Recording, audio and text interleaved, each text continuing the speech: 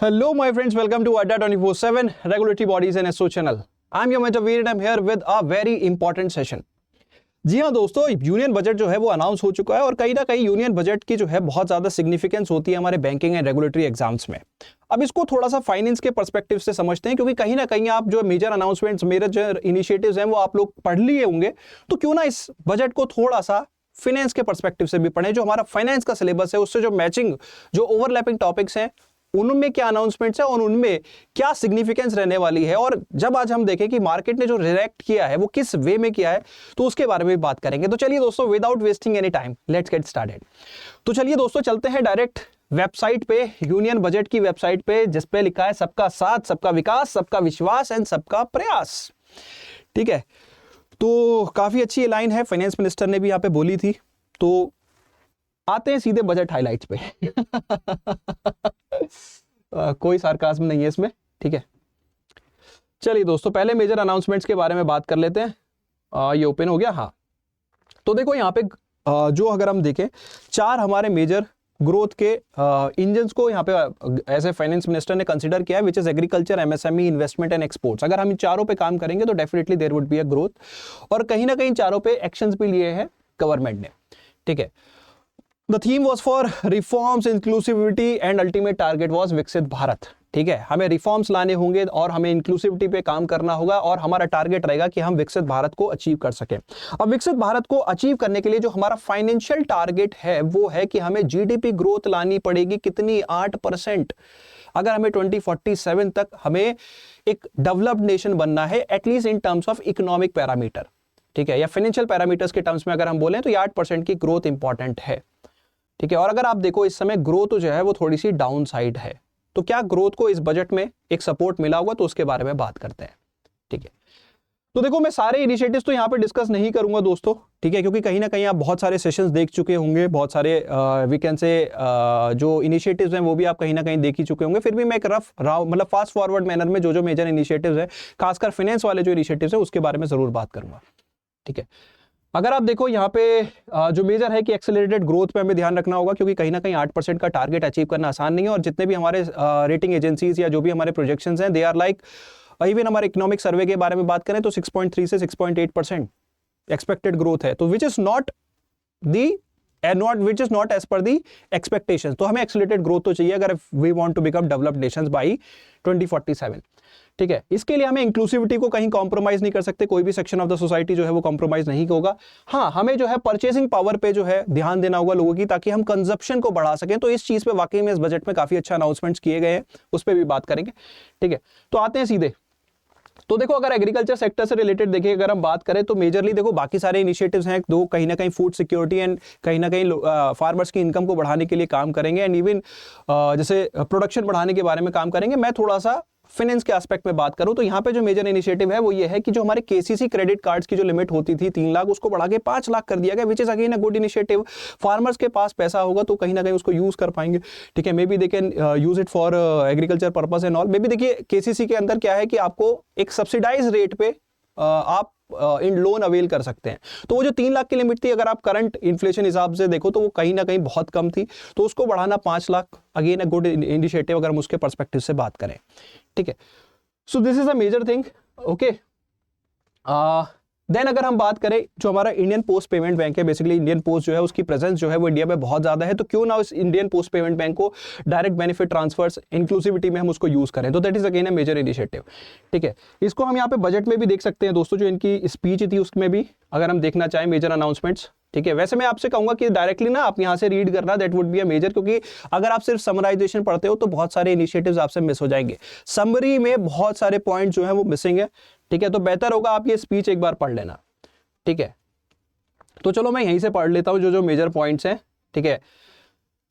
Makhana board in Bihar, high yielding seeds, fishery, cotton, तो ये agriculture related हो गए। बाकी एनहांस क्रेडिट कार्ड के बारे में जो हमने बात की, that is a very important initiative, ठीक है। देन एमएसएमईज को यहाँ पे जो है एक नेक्स्ट इंजन, एक नेक्स्ट ड्राइवर फॉर ग्रोथ माना गया, और उसके रिगार्डिंग गवर्नमेंट ने बहुत सारे इनिशिएटिव्स लिए हैं ना, ऑल आर अप्रिशिएबल, ठीक है। फर्स्ट ऑफ ऑल एमएसएमईज की जो डेफिनेशन होती है उसमें यहाँ पे चेंज किया है, तो वो डेफिनेशन के बारे में जरा जानते हैं जल्दी से, ठीक है। एमएसएमई की जो डेफिनेशन है दोस्तों अब वो यहाँ पे रिवाइज हो गई है। तो इससे क्या होगा, इस रिवीजन से क्या होगा, देखो जो आपके पीएसएल में कुछ हमारे जो एमएसएमईज रह जाते थे अब वो यहाँ पे इनकॉर्पोरेट हो जाएंगे। जैसे कि अगर आप देखो पहले माइक्रो एंटरप्राइज की डेफिनेशन क्या होती थी, जिनका इन्वेस्टमेंट 1 करोड़ है और टर्नओवर 5 करोड़ है। तो अब वो एमएसएमईज जिनका we can say investment 2.5 crore है और टर्नओवर 10 करोड़ है, तो उनको हम माइक्रो एंटरप्राइज समझेंगे, मतलब कंसीडर करेंगे। अब आप देखो पीएसएल के अंदर माइक्रो एंटरप्राइजेस का रोल कितना होता है, 7.5% का टारगेट, तो यहाँ पे ज्यादा माइक्रो एंटरप्राइज कंसीडर किए जा सकेंगे, ठीक है। Then similarly small and medium enterprise की अगर आप डेफिनेशन देखो तो वो यहाँ पे बहुत अच्छे से रिवाइज की गई है, मतलब ऑलमोस्ट जो हमारे मीडियम एंटरप्राइज है उसका टर्नओवर जो है वो ऑलमोस्ट 500 करोड़ तक अब यहाँ पे कंसीडर किया जाएगा।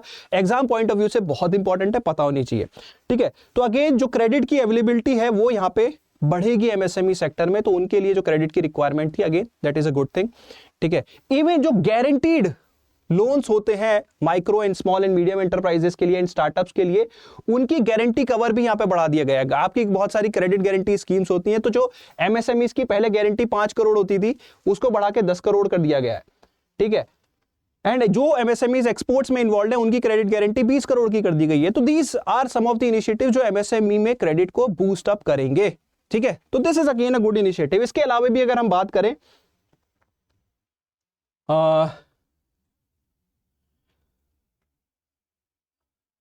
Credit card for micro enterprises, ठीक है। जो माइक्रो एंटरप्राइजेस है उनके लिए यहाँ पे क्रेडिट कार्ड अवेलेबल होगा विद 5 लाख लिमिट, जैसे आपका किसान क्रेडिट कार्ड है ना, उसी तरह माइक्रो एंटरप्राइजेस के लिए यहाँ पे एक कार्ड अवेलेबल होगा। पहले साल में 10 लाख ऐसे कार्ड्स इशू किए जाएंगे, ठीक है। दिस इज अगेन क्रेडिट्स को यहाँ पे सपोर्ट प्रोवाइड करने के लिए, फंड्स को चैनलाइज करने के लिए। एमएसएमई देखिए, एमएसएमईज को बूस्ट करेंगे तो कहीं ना कहीं जॉब्स बढ़ेंगी और एमएसएमईज का कॉन्ट्रीब्यूशन इकोनॉमी में बहुत ज्यादा हुआ है, ठीक है। खासकर एम्प्लॉयमेंट में बहुत इंपॉर्टेंट रोल है।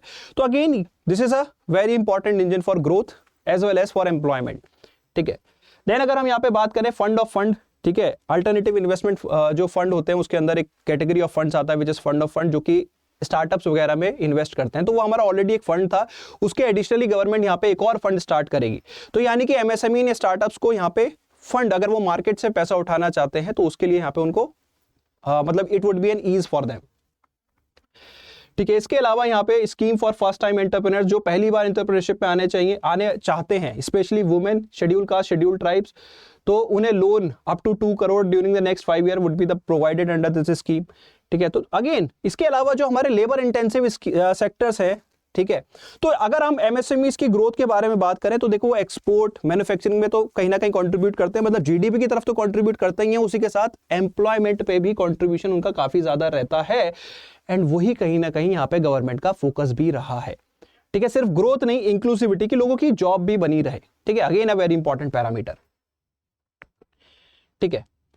इसके अलावा थर्ड इंजन विद इन्वेस्टमेंट, तो इन्वेस्टमेंट को आप पहले पीपल्स में इन्वेस्टमेंट की, लोगों को एम्पावर किया जाए, ठीक है। तो उसके रिगार्डिंग जो है एजुकेशन एंड ऑल, उसके रिगार्डिंग यहाँ पे अनाउंसमेंट्स हैं, ठीक है। तो वो मैं अब यहाँ पे रीड नहीं कर रहा, जैसे आईआईटीज वगैरह की capacity building and all, Atal thinkering lab, ठीक है। तो इन सब के बारे में मैं रीड नहीं करूंगा, वुड कम डायरेक्टली, ठीक है, to the investment in the economy. तो यहाँ पे क्या है, public private partnership in infrastructure, ठीक है। तो पब्लिक प्राइवेट पार्टनरशिप को यहाँ पे बूस्ट अप किया जाएगा फॉर इंफ्रास्ट्रक्चर डेवलपमेंट, ठीक है। इवन स्टेट्स को यहाँ पे सपोर्ट प्रोवाइड की जाएगी for infrastructure. An outlay of 1.5 lakh crore is proposed for 50 year interest free loans to states for capital expenditure and incentives. देखिए इंफ्रास्ट्रक्चर कहीं ना कहीं अगर मैं बात करूं, देखो थोड़ा सा जो हमारी करंट गवर्नमेंट है उसका फोकस इंफ्रास्ट्रक्चर पे बहुत ज्यादा रहता है, रोड्स, हाईवेज एंड ऑल। उसका रीजन होता है, अगर आप देखो रोड्स बनाओगे कनेक्टिविटी बनेगी, बिजनेस के आने की अपॉर्चुनिटी बनेगी, रोड्स होंगी, सीमेंट रॉ मटेरियल वगैरह होगा, जॉब्स होंगे, तो उसका क्या होता है, मल्टीप्लायर इफेक्ट होता है, ठीक है। तो कहीं ना कहीं अगर आप इंफ्रास्ट्रक्चर बिल्ड कर रहे हो, चाइना की ग्रोथ का one of the major reason है कि वहां पे इंफ्रास्ट्रक्चर बहुत ज्यादा एडवांस्ड है, ठीक है। They are quite capable in their infrastructure, so that is one of the major factor जो यहाँ पे गवर्नमेंट ने इंफ्रास्ट्रक्चर को इतना सपोर्ट करती है। इवन यहाँ पे अगर आप देखो asset monetization plan for the next 5 years, ये कोई नया इनिशिएटिव नहीं है, ये आपका आई थिंक 2021 या 22 के बजट में भी अनाउंस किया गया था, आई थिंक 21 के बजट में था, कि जो हमारे अंडर यूटिलाइज प्रोजेक्ट्स हैं या अंडर यूटिलाइज्ड अनयूटिलाइज्ड हमारे असेट्स हैं, suppose there would be some road project जहां से रिकवरी अच्छी नहीं आ रही, तो उन्हें हम प्राइवेट प्लेयर्स से को दे देंगे, ठीक है। तो उससे क्या होगा, ज्यादा मोनेटाइजेशन भी होगा। सो ऐसे हमारे अंडर यूटिलाइज असेट्स के रिगार्डिंग हम एक नया प्लान लेके आने वाले हैं, ठीक है, जिससे हमारे जो इंफ्रास्ट्रक्चर प्रोजेक्ट में there would be a boost up of almost 10 lakh crore, ठीक है। So this is the thing. Then urban sector reforms, power sector reform. अब देखो एक मार्केट में बहुत टाइम से एक सेंटिमेंट था कि which is related to renewable sector, कि रिन्यूएबल एनर्जी में इम्पिटस रहेगा, ईवी एंड ऑल, सोलर में, ठीक है। और आप पिछले कुछ टाइम से देखो तो इन कंपनीज के स्टॉक्स भी जो है वो दे वर शोइंग मोमेंटम। अब देखो मैं कंपनीज का नाम नहीं लूंगा because of obvious reasons, I am not a SEBI registered investment advisor, तो मैं यहाँ पे कोई इन्वेस्टमेंट एडवाइस नहीं दूंगा, ठीक है, ना ही उनके बारे में जिक्र करूंगा। मैं एग्जाम पॉइंट ऑफ व्यू से अगर बात करूं तो अब आप देखो यहाँ पे रिन्यूएबल एनर्जी का डिस्कशन तो हुआ है, लेकिन specifically we have talked only about nuclear energy.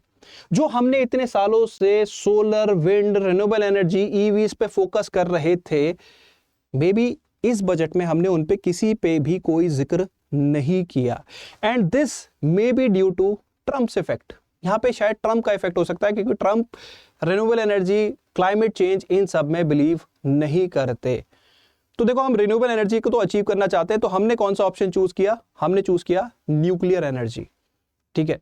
तो न्यूक्लियर एनर्जी के बारे में यहाँ पे जिक्र किया है, जिसकी वजह से अगर आप देखो रिन्यूएबल एनर्जी की जो कंपनीज थी, खासकर जो मतलब सोलर वगैरह में इन्वॉल्व थी, इस तरह की, या ईवी वगैरह में इन्वॉल्व थी, उनके शेयर्स में आप थोड़ा सा देखोगे, ठीक है। बट इट्स नॉट लाइक कि यहाँ पे मैं कुछ कह रहा हूँ फ्यूचर के बारे में कोई बात नहीं कर रहा, इट्स लाइक कि अभी जो सेटबैक उन्हें मिला है वो इस वजह से आपको देखने को मिल सकता है, ठीक है। देन इसके बारे में तो मैं इस एस्पेक्ट पे मैं आपको बता चुका हूं कि why there is a downside in this, ठीक है। Then there has been support for ship building, maritime development funds and all, ठीक है। रूरल कनेक्टिविटी, ग्रीन एयरपोर्ट, ठीक है, माइनिंग रिफॉर्म्स, पीएम गति शक्ति फॉर प्राइवेट सेक्टर। एक और चीज होती है टूरिज्म। देखिए हमें कहीं ना कहीं टूरिज्म को प्रमोट करना पड़ेगा। देखिए tourism is a very important source. अगर हम देखो टूरिज्म सिर्फ ये नहीं है कि हमें इंडियन लेवल पे, हमें इंडिया के लेवल पे टूरिज्म प्रमोट करना है। देखो महाकुंभ हो रहा है, लेकिन वो महाकुंभ एक स्पिरिचुअल इवेंट तो है, उसके साथ साथ it is one of the major economic event that is going on at the moment. लोग वहां पे बहुत ज्यादा कमाई भी कर रहे हैं। आई am not talking about, I am not talking in A sarcastic tone और एनीथिंग, ठीक है। मैं स्पिरिचुअल चीजों पे बात नहीं करना चाहता। इट्स लाइक कि ये स्पिरिचुअल इवेंट्स तो होते हैं, लेकिन they provide impetus to the economy as well. Similarly tourism जो है हमारी इकोनॉमी को बूस्ट करता है, और खासकर अगर हम बाहर से टूरिस्ट अट्रैक्ट कर पाए तो that even brings foreign reserves for the country, ठीक है। तो that is a very important thing. तो टूरिज्म को बूस्ट करने के लिए भी गवर्नमेंट ने यहाँ पे कुछ इंपॉर्टेंट इनिशिएटिव्स लिए हैं। Medical tourism specially, we have world class medical facilities, तो उसको भी यहाँ पे प्रमोट करने के लिए हमारे खासकर जो एशियन नेबर्स है उनसे बहुत सारे पेशेंट्स इंडिया में आते हैं, ठीक है। तो that is the thing. Then इसके अलावा रिसर्च एंड डेवलपमेंट के रिगार्डिंग यहाँ पे कुछ अनाउंसमेंट्स हैं एंड ऑल, ठीक है। अब मेजरली जो यहाँ पे अगर मैं बात करूं, इवन पेंशन, फाइनेंशियल सेक्टर के अगर हम कुछ मेजर रिफॉर्म्स के बारे में बात कर लें, ठीक है। हाँ 1 सेकेंड, ओह अटक गया क्या, सॉरी कभी कभी हो जाता है।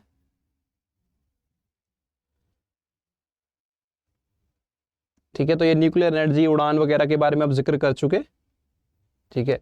Investment in science and tech and all. Financial sector reform, अब फाइनेंशियल सेक्टर रिफॉर्म्स के बारे में अगर हम बात करें तो देखो ग्रामीण क्रेडिट स्कोर क्या है कि जो हमारे सेल्फ हेल्प ग्रुप्स हैं उनका अगर आप एक प्रॉपर क्रेडिट स्कोर मेंटेन करोगे तो that would be good for their credit credibility, ठीक है। अगर हमें चेक करना है सेल्फ हेल्प ग्रुप को और लोन देना है क्या नहीं करना, तो उनका अगर हमारे पास सिबिल स्कोर होगा तो that would B a very good thing. तो ये जो ग्रामीण क्रेडिट स्कोर है ये कहीं ना कहीं सेल्फ हेल्प ग्रुप को क्रेडिट एक्सेसिबिलिटी में काफी इंपॉर्टेंट रोल प्ले करेगा, ठीक है। उसके अलावा NaBFID to set up a partial credit enhancement facility for corporate bonds, ये बेसिकली इंफ्रास्ट्रक्चर सेगमेंट में फंड्स चैनलाइजेशन के लिए इंपॉर्टेंट इनिशिएटिव है। अगेन इंफ्रास्ट्रक्चर मैंने आपको उसका मल्टीप्लायर इफेक्ट बताया, ठीक है।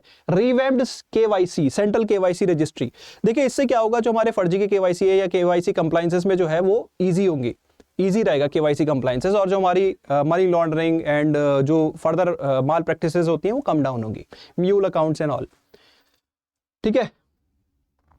देन जो कंपनीज का मर्जर एंड एक्विजिशन होगा उसमें भी सिंप्लीफिकेशन किया गया, तो there would be simple, the process would be much simpler. एक बहुत ही इंपॉर्टेंट अनाउंसमेंट जो है वो है FDI limit in insurance sector. तो यहां पे अब 74 से बढ़ के 100% हो जाएगी, यानी कि जो बाहर की कंपनी है they can start in India, ठीक है, 100% एफडीआई के साथ बट द थिंग इज कि वो जो यहाँ पे प्रीमियम कलेक्ट कर रही हैं, देखिए क्या होती है, इंश्योरेंस कंपनी प्रीमियम कलेक्ट करती है एंड देन उन्हें मार्केट में इन्वेस्ट करती है। तो यहाँ पे ये कंडीशन है कि 100% का क्लॉज तभी अप्लाई होगा कि जब आपका प्रीमियम जो आप कलेक्ट कर रहे हो वो इंडिया में ही इन्वेस्ट करो। ये नहीं कि कलेक्ट तो यहां से कर रहे हो, इन्वेस्ट बाहर कर रहे हो, तो बाहर के मार्केट को फायदा नहीं पहुंचाना, यहीं के मार्केट को फायदा पहुंचाना है। ठीक है, सो that is an important thing, that is a very important decision by the government. ये सिर्फ ये मत देखना कि 74 से 100% हुआ है, यहां पे ये भी है कि 100% बाहर के आप हो लेकिन हमें फायदा हमें पहुंचाना है। ठीक है, यहां का पैसा यही रहना चाहिए। Good initiative by the government, must be appreciated. ठीक है, अब यहां पे एक और चीज है दोस्तों कि हमारे इंश्योरेंस पेनिट्रेशन भी जो है वो बहुत कम है। इंश्योरेंस पेनिट्रेशन अगर आप देखो इस समय 3.7 के आसपास है ऑन एन एवरेज। ठीक है, तो इसको हमें बढ़ाना है। We want insurance for all. तो इस तरह के इनिशिएटिव्स, इस तरह के रिफॉर्म की बहुत टाइम से डिमांड हो रही थी। Maybe we need more players in the insurance sector. तो ये कहीं ना कहीं बहुत ही इंपॉर्टेंट पार्ट है।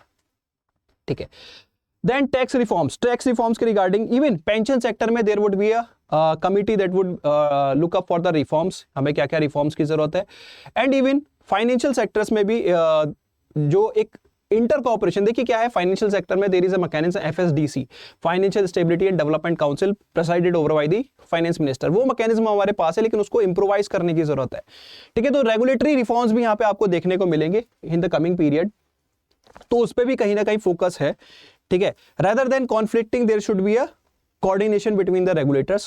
ठीक है, ज्यादा से ज्यादा कि अगर आप देखो जैसे जैसे हमारी इकोनॉमिक ग्रो हो रही है तो बहुत ही ज्यादा जो वी कैन से ओवरलैपिंग भी होती जा रही है फंक्शनिंग्स में, तो वो कॉन्ट्रडिक्शन में ना हो, रिफॉर्म्स की वजह से लिटिगेशंस ना बढ़े, तो उनमें रिफॉर्म्स की जरूरत है। मतलब दिस इज द थिंग।